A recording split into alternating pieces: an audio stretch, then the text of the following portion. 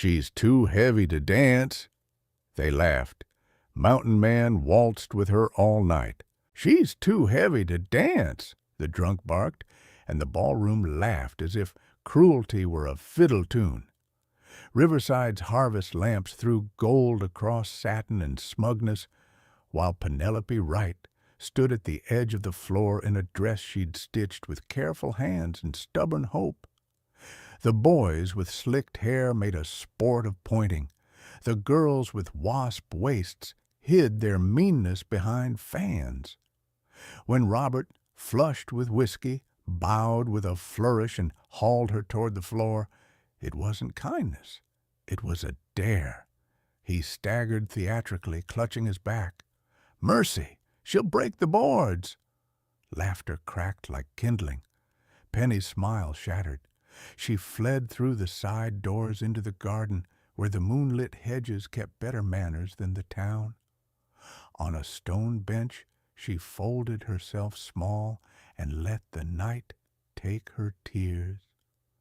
The music inside swelled. Outside, the crickets kept a gentler rhythm. A man had already stepped out of the shadows, drawn by the wrongness of what he'd seen. He wore black instead of buckskin, a mountain's breadth in his shoulders, and a craftsman's neatness in his beard. Not the rough legend they whispered about, but the same name, Marcus Thornfield. He came down from the high timber only when he must. Winter salt, millstone, the rare supply, and he had lingered tonight to measure the town's heart. He'd found it wanting. "Miss," he said, keeping distance as if respect were a line he would not cross, "are you hurt?" She shook her head, breath hitching. "Only where no one can see." "They were weak," he said simply. "Not you." From the ballroom, a waltz drifted into the night, sweet and undeserved. Marcus extended his hand. Not pity, not performance, just invitation. "Dance with me here," he said, voice low as pine wood smoke. No eyes but the moon's, and she does not judge. If you're listening from Hanoi or Hamburg, a ranch house or a rooftop, tell me where in the world you are, because you've heard that laugh before, and you know what it costs to stand up after it. Penelope Penny Wright hesitated, her breath catching somewhere between disbelief and fear. The laughter from the ballroom still echoed faintly, muffled by the night air, as if mocking her even here in the garden shadows. But the man before her, tall, composed, and unbothered by the cruelty she'd fled, seemed like he belonged to a different world entirely.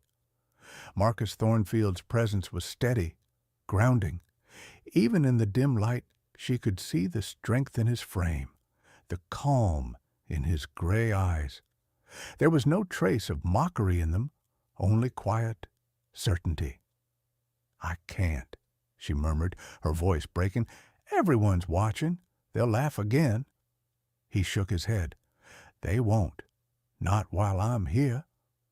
The words settled over her like a vow. Slowly, almost against her will, Penny placed her trembling hand in his.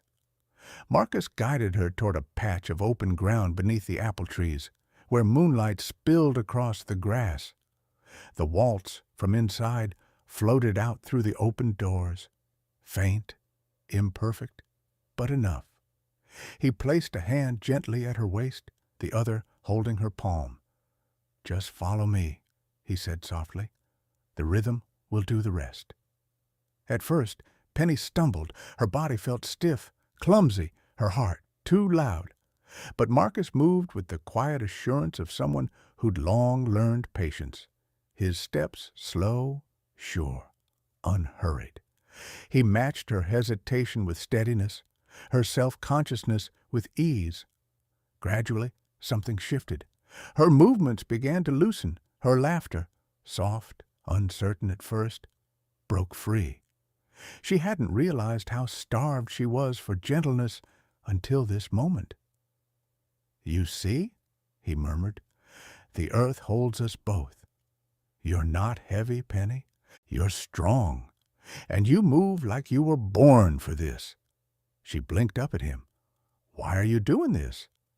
His answer came without pause.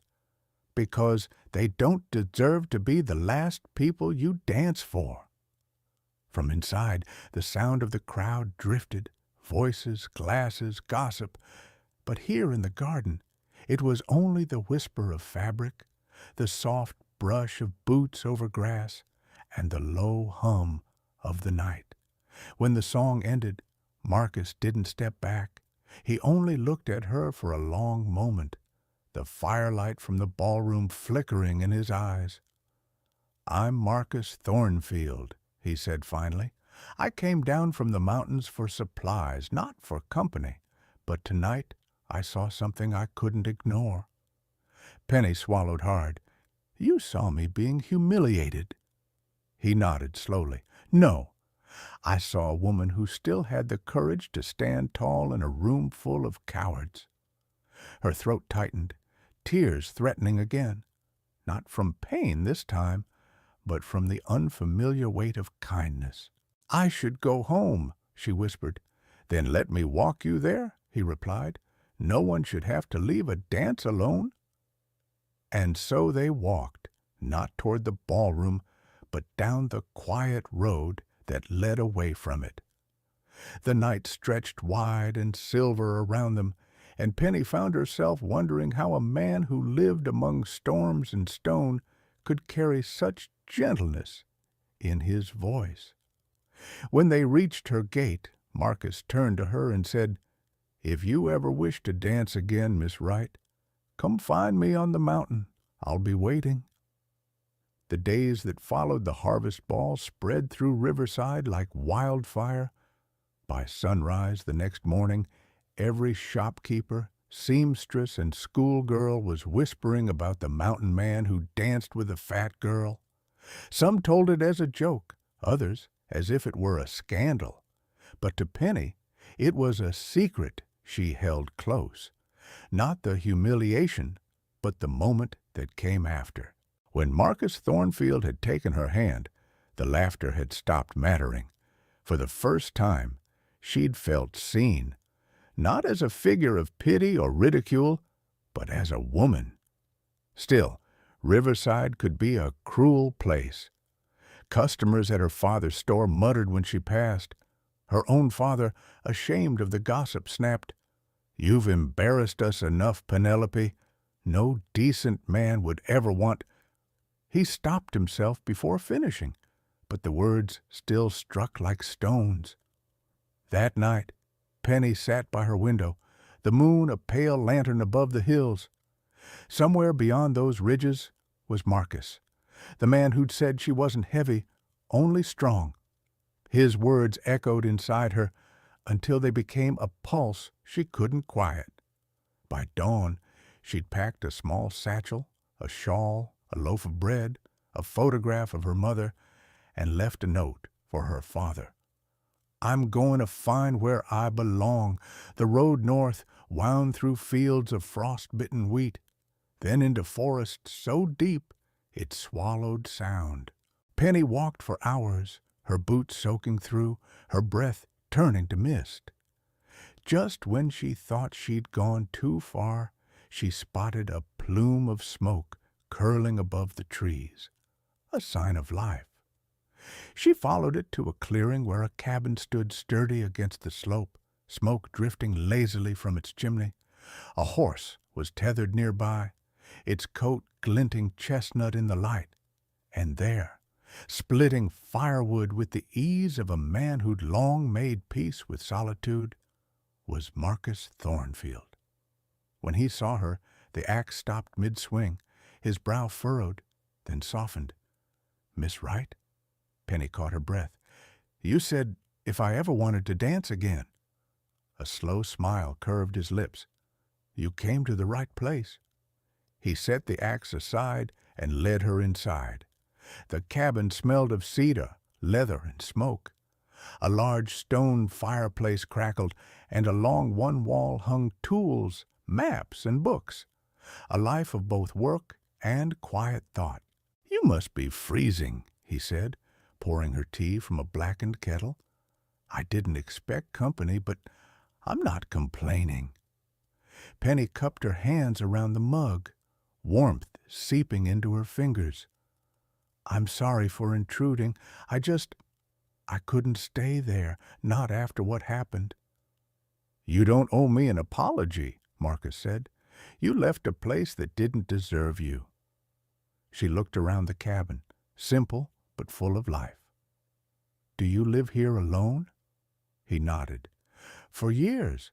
People think I'm a recluse, but the truth is simpler. I just got tired of pretending to fit where I didn't." Her eyes met his. "I understand that." Outside, the wind howled through the pines, but inside the cabin there was only the soft pop of the fire and the quiet rhythm of two souls that recognized the same kind of exile. Over the next few days, Marcus showed her how to split kindling, fetch water from the creek, and patch torn fabric with sinew thread. He taught her how to read the clouds, how to listen for storms, how to make the forest feel less like a stranger. One morning, as the first snow began to fall, he asked, "Do you miss the town?" Penny shook her head. "No. For the first time, I feel like I can breathe." He smiled. "Then you're home?" That evening, they danced again. No ballroom, no audience, only firelight and the slow hum of a fiddle tune Marcus hummed under his breath. His hand rested at her waist, steady and warm. "You're not too heavy," he whispered, as if reading her thoughts. "You never were." And in that moment, with snow falling softly outside and the fire glowing around them, Penny finally believed him. Winter deepened, folding the mountain in layers of white silence. Days passed slower up here, the kind of slow that healed instead of hurt. Marcus's cabin became its own small world, lit by the steady breath of the fire and the rhythm of simple work, chopping wood, mending tools, simmering stew. For the first time in her life, Penny Wright wasn't running from shame or trying to shrink herself into invisibility. She woke to the scent of pine smoke, not gossip. Her hands, once soft from the shop counter, grew calloused from carrying water and stacking logs. Yet, when Marcus looked at her, he never saw roughness, only strength. He treated her as an equal in everything. When she tried to cook for him as a way of repaying his kindness, he shook his head. "You don't owe me work," he said. "You owe yourself rest." So they split the days. She read aloud from the old novels he'd collected over the years, and he told her stories of storms and wild trails. They argued playfully over which sounded better, the whisper of snow or the crack of thunder. One evening, Penny was sweeping near the hearth when Marcus placed something small on the table, a carved wooden music box, its edges worn smooth by time. "I made this years ago," he said quietly. "Never had reason to wind it, until now." He turned the key, and a gentle waltz began to play, the melody trembling like a heartbeat. Penny froze, her broom halfway to the wall. Marcus extended his hand. "Shall we?" She hesitated, smiling shyly. "You'll get tired of rescuing me from my own 2 feet." He stepped closer, his voice low. "Then I'll just keep catching you." And he did, again and again, until laughter replaced every bruise left by the world's cruelty. Under the flickering lamplight, he guided her across the floor. The music box's song was tinny and imperfect, but to Penny it was more beautiful than any orchestra. When he spun her beneath his arm, she felt weightless, not because she'd changed, but because he'd never asked her to. Later that night, as snow whispered against the window, Penny said softly, "I used to think love was something that happened to other people. Marcus looked up from the fire. And now? Now I think maybe it just needed the right man to find the courage to show up. He didn't answer right away. He reached for her hand instead, tracing the faint calluses on her palm. You make this place feel alive again, Penny. Before you came, I built walls. You filled them with warmth. Her cheeks flushed, and she looked down.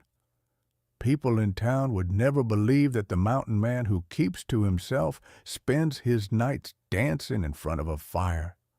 He chuckled, the sound deep and tender. Then we won't tell them. Let it be our secret. Outside, the snow kept falling, covering every ugly trace the world had left behind. Inside, two lonely lives wove themselves quietly into something whole. By the time spring began to thaw the slopes, Penny could no longer imagine life without the cabin's laughter, or without the man who made her feel like every step she took, every breath she drew, was part of a dance only they knew. Spring came early that year, with meltwater rushing down the slopes and the scent of pine needles thawing underfoot.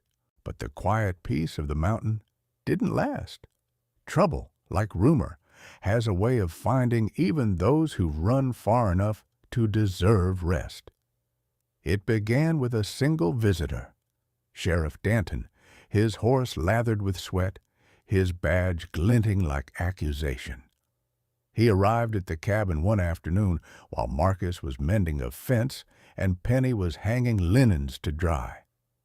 "Marcus Thornfield," the sheriff called out, his tone heavy with importance. "I need a word." Marcus straightened, wary.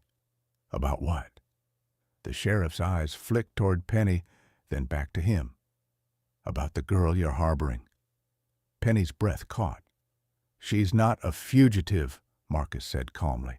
"She's under my care." The sheriff shifted in his saddle. "That's not what her father told me. William Wright filed a report, claims his daughter ran off with a stranger, and that you've taken her against her will. Town's stirred up over it. Folks are saying all kinds of things." Penny stepped forward, trembling but resolute. "That's not true. I left because I couldn't stay in a place that treated me like a disgrace." Danton's expression softened slightly, but duty pinned his shoulders straight. "I believe you, Miss Wright, but your father's threatening to press charges for abduction unless you return." Marcus folded his arms. "He's welcome to come say it to my face." "Mark," Penny began, but the sheriff raised a hand. "Don't make this harder than it needs to be. I know your reputation, Thornfield. You're a good man, but the law doesn't care about good or bad. If you don't bring her back soon, they'll come for both of you." He tipped his hat, turned his horse, and rode off, leaving dust and dread behind. For a long moment, neither of them spoke. The wind tugged at the drying sheets. The creek murmured nearby, but the peace that had lived between them faltered. Finally, Penny whispered, "He'll come. My father. He won't stop until I'm dragged back to that town and humiliated all over again." Marcus's jaw clenched. "Then he'll have to come through me first." Over the next few days, the tension settled heavy over the cabin. Marcus fortified the doors, checked his rifle, and walked the perimeter at dusk. But Penny felt torn, fear battling with guilt. One night, as the fire burned low, she spoke softly. "I don't want you to fight my battles, Marcus." He looked up from the table where he'd been oiling his gun. "Then whose battles are they? The moment I saw you in that ballroom, I made a choice. You were worth standing up for." Tears welled in her eyes. "But they'll destroy you just to prove I was never worth saving." He stood, crossing the room to cup her face in his hands. "They can try. but I've faced worse than men with words. The only thing that scares me now is losing you." Before she could answer, a shadow fell across the window, lantern light, the crunch of boots on gravel.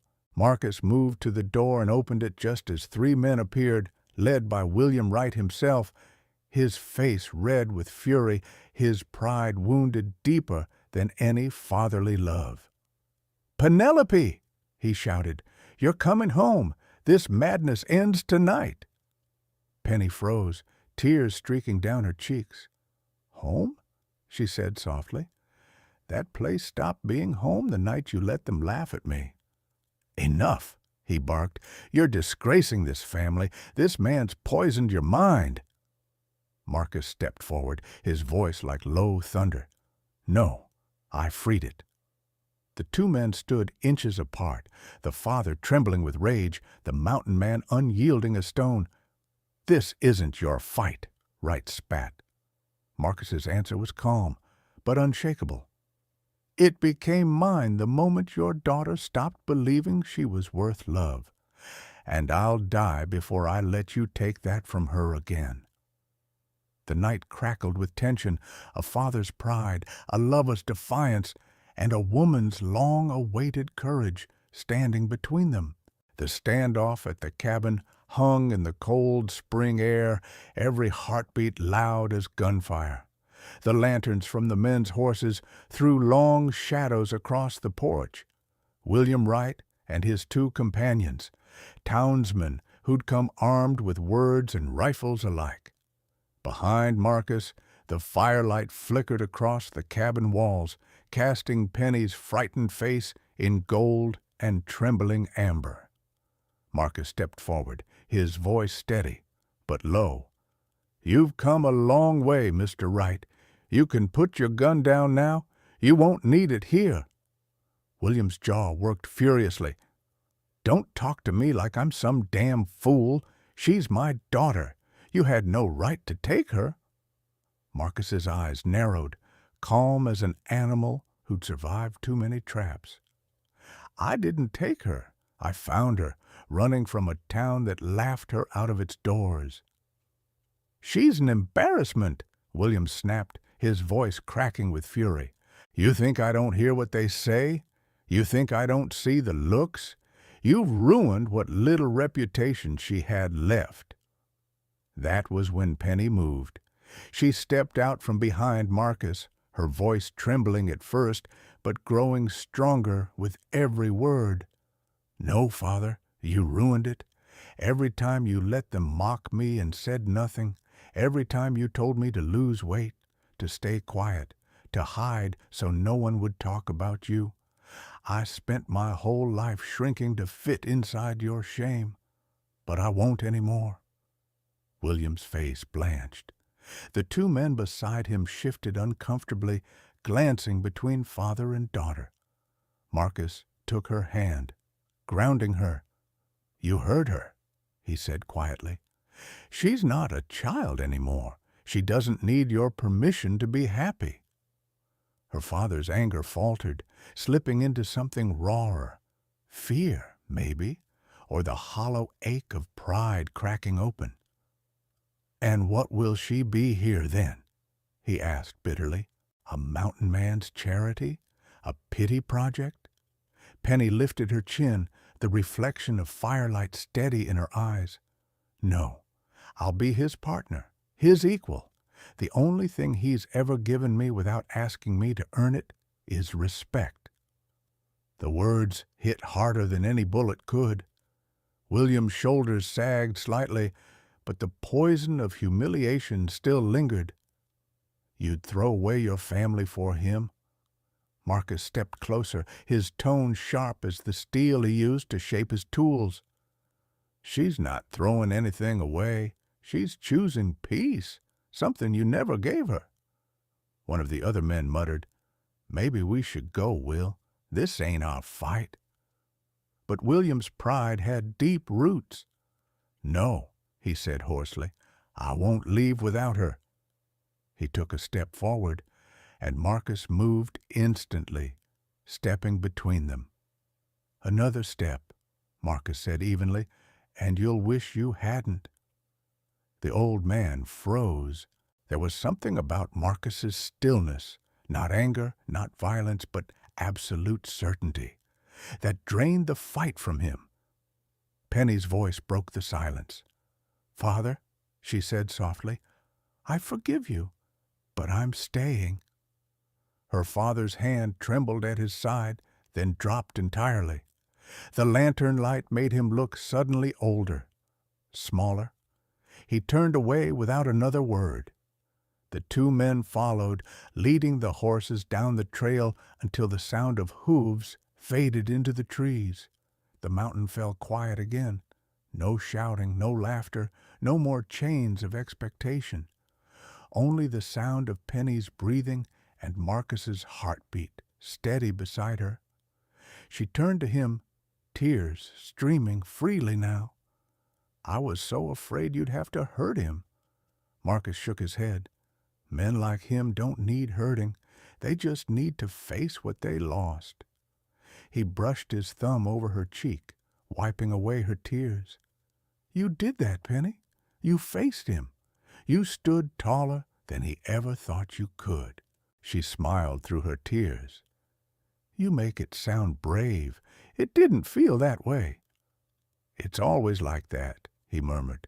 "Real courage never feels like it." He pulled her into his arms, holding her against the steady rhythm of his chest as the fire crackled behind them. "You're safe here," he whispered. "No one's ever taking you away again." And for the first time in her life, she believed him. The days after the confrontation came like the first quiet after a storm. Slow, tender, uncertain. The world outside Marcus's cabin softened. Snowmelt gave way to wild flowers along the ridge. The creek ran brighter, louder. Inside, the hush was different.